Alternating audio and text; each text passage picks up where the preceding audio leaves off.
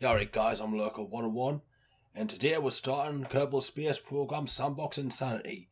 Our mission to plant a base on various celestial bodies. And when I say plant a base, I mean in one launch. Let's get a ship ready.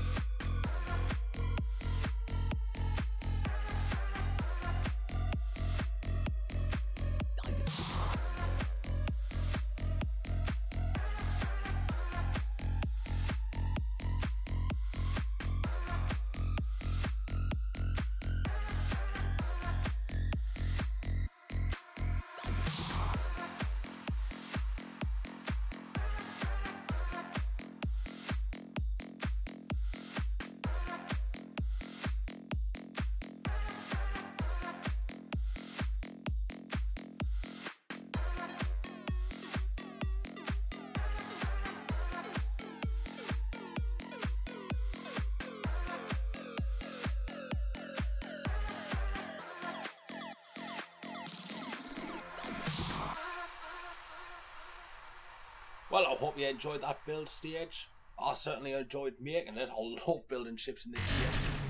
And it's me love for this game that brought me back to it.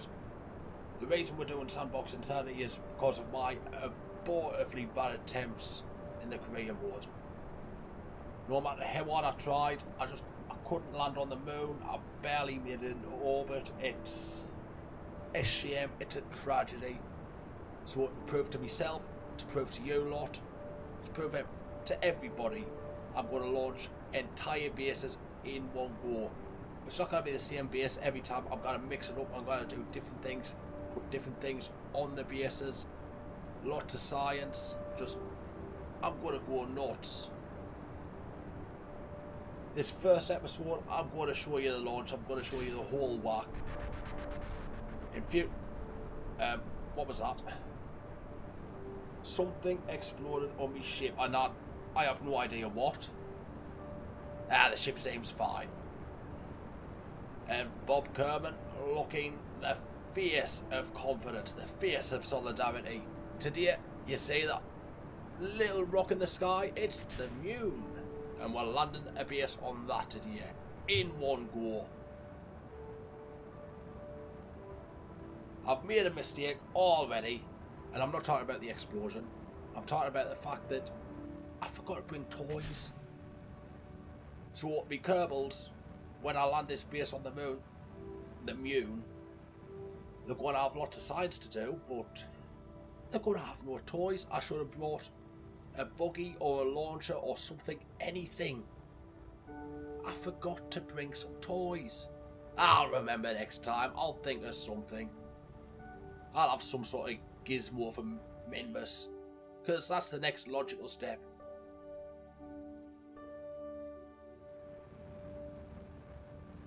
Whatever I do, I keep coming back to Kerbal Space Program. I'm unusually addicted to this game, in the same way that I got addicted to...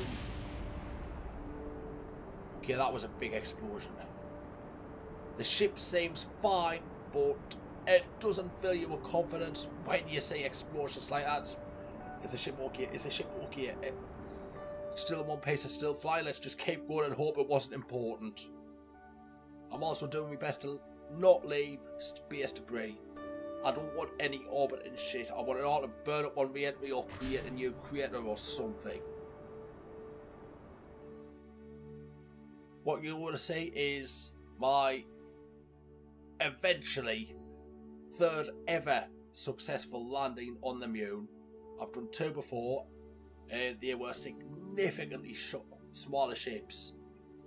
One had 0 science in it.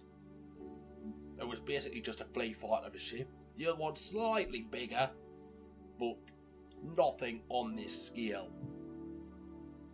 So this is quite a momentous challenge for me. I actually, to be honest, I landed on Minmus before I landed on the moon. And that was I was shooting for the moon, obviously, and I missed. I hit Minmus instead. What sort of luck can you have where you miss the moon but land on Minmus? Still, I had fun. I bounced around like a superhero. I tasted the dirt. Turns out it is not a mint ice cream scoop, no matter how flavoursome it looks. Anyway, the addiction I've got for this is kind of similar to the addiction I had for Euro Truck Simulator, and the real reason I got addicted to that game is I could still play it while rendering. When rendering a video, I could still play it without any trouble, so I'd just sit there for hours and play it, and it was to the point where I'm doing my actual work, my job, the thing I do for a living to make money, and I'm thinking, I've still got deliveries to make to Dusseldorf, I've got to make a rest off somewhere in Poland. I've only got 36 hours to... I shouldn't be thinking about in-game deliveries where I've got any amount of time to sit down and play while I'm working. But that is... that's another explosion. There's lots of explosions in these stages, isn't there? There shouldn't be this many explosions. But I'm totally calling this a successful flight so far. Nobody's dead yet. Successful flight. And it looks like somebody's been talking to Bob Kerman. Stop telling them lies. Stop telling them what happened on previous launches, the test launches, all the rest of it. None of that's important, Bob. Don't tell them. There's only so much excrement the hold can handle. And me lunar landing, the camera didn't like me. It was an evil landing. You'll see pretty soon what I mean by the camera not liking me. I'm going straight down. As you can see, I found a nice landing site. It looks perfect. Nice, flat, nothing around it. Of course there's got to be nothing around it. It's immune. There's no life, there's nothing. Safely nestled inside a crater. Just going down gentle. I'm taking it slow and easy. What's going on it? That is not flat. That is, if I land on that, we're going arse over tit. Let's just hold it. Get back in the air. Back in the air. Back in the air. Careful. Careful. I am fighting like hell with the camera. Going through all the different modes. I had it in chase. I put it in locked. That's fighting as well. I can't see where I'm going. I'm struggling with the nav ball just to keep it in the air, to keep it all in one piece. But yeah, there we are. We're almost safe. We're almost safe. We've got the camera in auto now. We're fine. Let's find somewhere safe to land. Because that was not an ideal landing spot, no matter how good it looked from orbit. When you're doing your science and your missions and your crew mode, you do that crew report, the see out while you're near the moon. The craters look like a good place to land. They're not saying that for giggles. The craters are the best place to land. It's your best chance of finding flat ground. I figured this out the hard way. Many crashes later. I still consider myself a massive novice at this game, but I am getting better.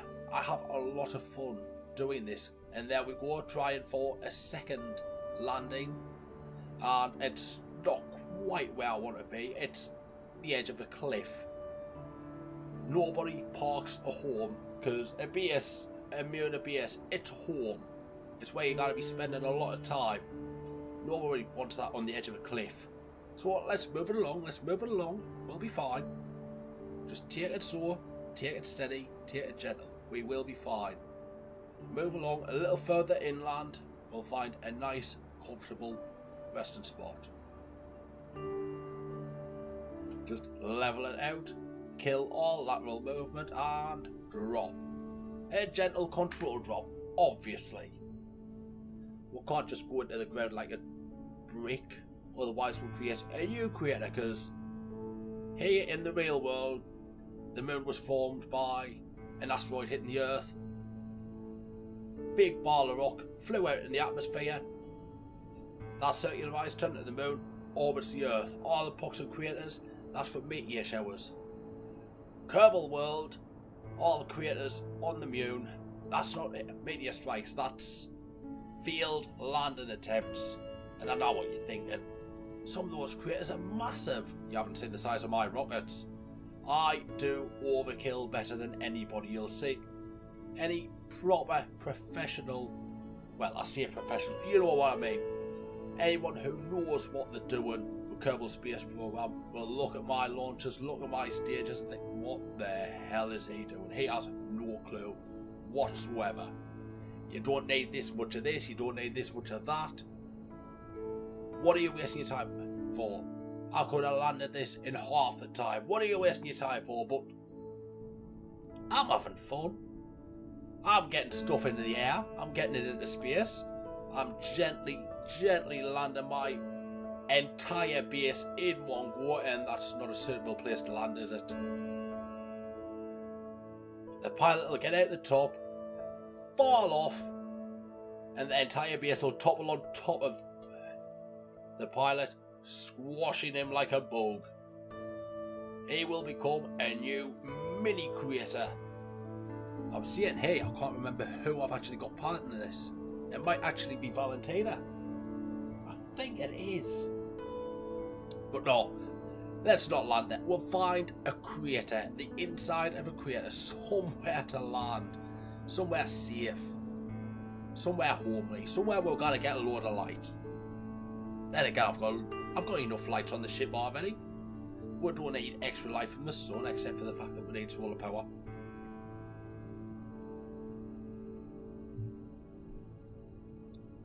Like I say, all the bases are going to be... I'm going to do something different every time. I can't have the same base. And as a result, some of the bases will actually be larger than this one. Much larger. Which means, for the really far away planets and moons, I'm going to have massive, we're talking 2,000 ton launchers. You saw the launch for this one. That was a glorious, a magnificent, a resonating 14 frames a second, and most of that was taken up by basically struts, connecting struts. We might as well just call that metal sticky tape holding everything together, because without them struts my ships just look like they've been bred with a slinky. It's just wobble wobble wobble wobble wobble wobble, and then they'll collapse in on themselves. It's not a pretty sight. It's a funny sight, but not a pretty sight. There we have it, a nice big crater, cut our lateral movement, and drop again. At some point, I will drop. There we go, levelling out. Getting ready for a third landing attempt in a crater this time. Not on the side of a bank, not on a cliff, just in a crater where we're nice and safe. I should have brought a buggy. Even if I'd just made a makeshift motorbike for the moon. Well, Bob's calm and relaxed. He's starting to realise I do have some sort of idea of what I'm doing. I mean, yeah, I'm not one of these that'll sit there with a calculator and a protractor and a compass, figuring out the delta V, how far I've got to go to the periapsis, and then... I'll be honest, I don't even know what delta V is. I know it's got something to do with change of force or change of velocity or bollocks. We've got X amount of fuel, we've got X amount of thrusters. That's what I don't know. Stop wobbling, turn the SES off, otherwise it will tipple over. There we go, SES is off. RCS, just push us back on track. And there we are, we have successfully landed one entire base. Let's set everything up, get ourselves ready and settled. Quick save in case I mess things up massively. There we go, there's the solar panels out. I think they're big enough. And I shouldn't have put the solar panels out. I need to get the pallets out of the top first. And if they jump out, they'll wipe out all the solar panels, because it's me controlling them. So let's put them back and then move through. And I know what you're thinking, because you can see it. There's a little command seat on the top of one of the habitation modules. The reason I've got that is because they don't have a deck chair in the build editor. I wanted a deck chair that way one of the pilots or somebody can just sit down, chill out and relax, soak in the sights and land on their face as they get down. If you're a pilot with me on the Kerbal Space Program Insanity Sandbox, there's two things you're guaranteed: road rash and concussion. And she is definitely concussed. That smile says it all. While you've still got some cognitive function, plant a flag. And I still don't know the name of that one. Doesn't matter. The flag is there. The 101 gaming flag. And we'll give it a name, Moon landing. Plaque text. Lurker 101 finally lands on the moon without killing everybody. And the thing that impressed me the most about this is there was no, you saw us quick saving a couple of times, but there was no quick loading. I actually got this all done in one go. That almost never happens. Since this, I've messed about in the career mode, knocked it down to moderate. That way I'm not having the issues I had with normal mode, where what's dead does not stay dead. We have the zombie Jeb coming back every 3 or 4 days after I've killed him. But it's not as punishing as hard mode. I'm learning a lot from it. If you're struggling with Kerbal Space Program, do what I've done. Put the game in a moderate, that way you've still got your revert launchers for when you make massive mistakes or forget to put crew inside the rockets. Watch a couple of tutorials, you can get through it no problem. I mean, look at that. Look at that magnificent base. All because I persevered. There's the other pilot coming out. Pretty much falling. And sure, let's say the skill and finesse I have getting them into the cupola. The skill, the finesse, the technique.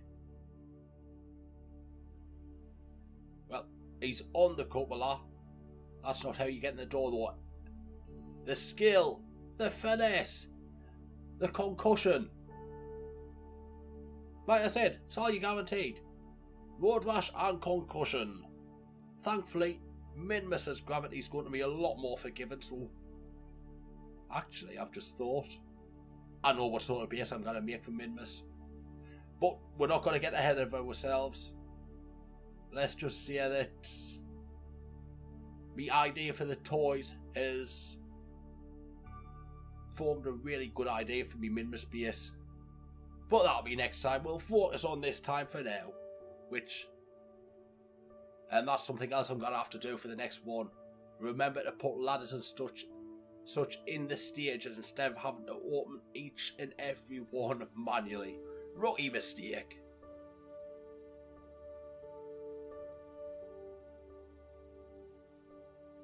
And after much effort, he's in the cupola. We've got the science module, we've got all the science in the back there. We've got 2 broadcasting towers, basically, satellite dishes. We can call home, we can get all the power we need. That is a fully functional base. And that is only the beginning. And now I'm just going to mess about and do all the science I want here. I hope you have all enjoyed this effort. It's been a lot of fun. The background music that I'm using for this video is actually done by the same guy who made the music for Kerbal Space Program. There's links in the description below if you want to check it out. There's also links for the music I used for the build stage. I'll keep the formula pretty much the same. Build stage, getting up, landing. That way we all know where we're at. And if I've got toys and whatnot, I'll show you. I'll show off my toys as well.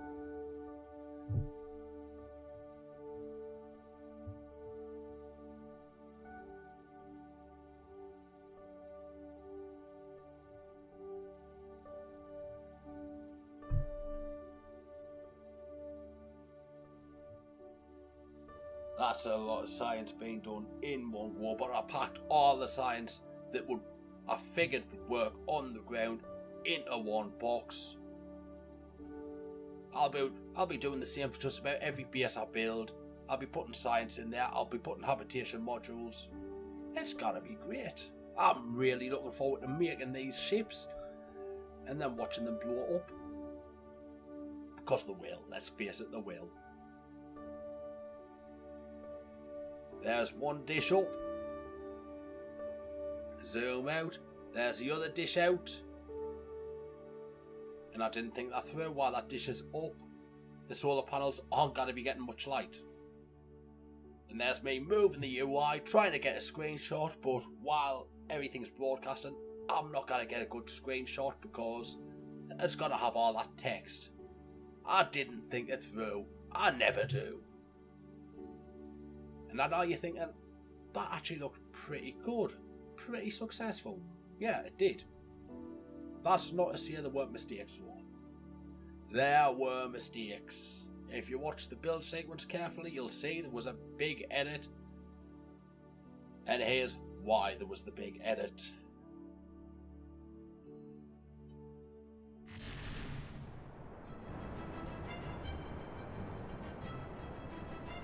The rocket, it goes up.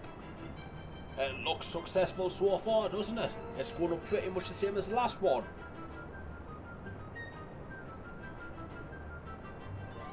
Slow, steady, nice and calm. Everything draining the way it should. Except there's one rocket draining a little faster than it should. At least I think there is. Not everything's draining the way it should. And I didn't notice that at first. The first thing I noticed was that explosion there. And straight away you can see the rockets aren't draining properly. And this is pretty much a week after I'd learnt how to what asparagus staging is and how to set it all up. But that's just the start of the problems. It gets a lot worse from here. Because the asparagus wasn't set up right, and I didn't have anywhere near as many struts as I thought I needed. It was going up pretty well though. I got a full 19 frames a second on the launch. Going up nice and successful. As you can see, some of the tanks have burnt out too fast. Turn manoeuvre. I'm not Scott Manley, I don't turn at 10 here. I wait much later.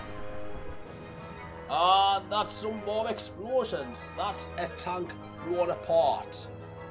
So one liquid booster has almost no fuel. Well, a third fuel. The other liquid booster has full fuel. There's something wrong there, don't you think? So I'm going to have to lose a full boost stage after only a third fuel. That's not going well. But it gets better.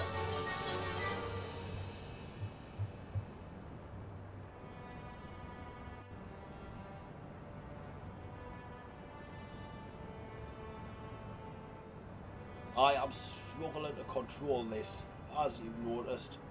Trying for a roll stage just to keep it level didn't work. So just hold it steady and get ready to drop the next set of boosters.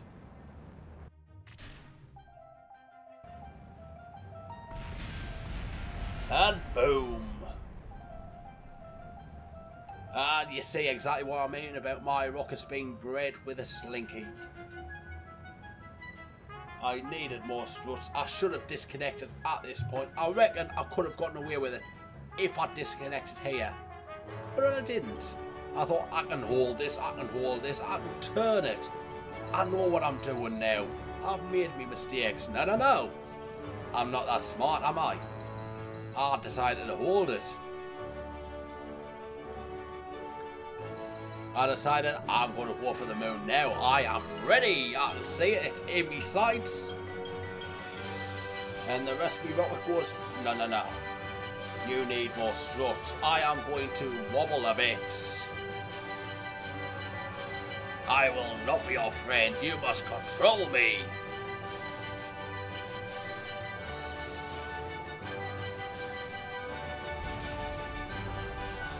Yeah.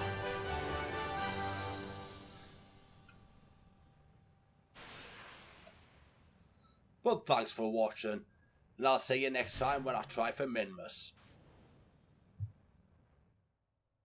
Goodbye.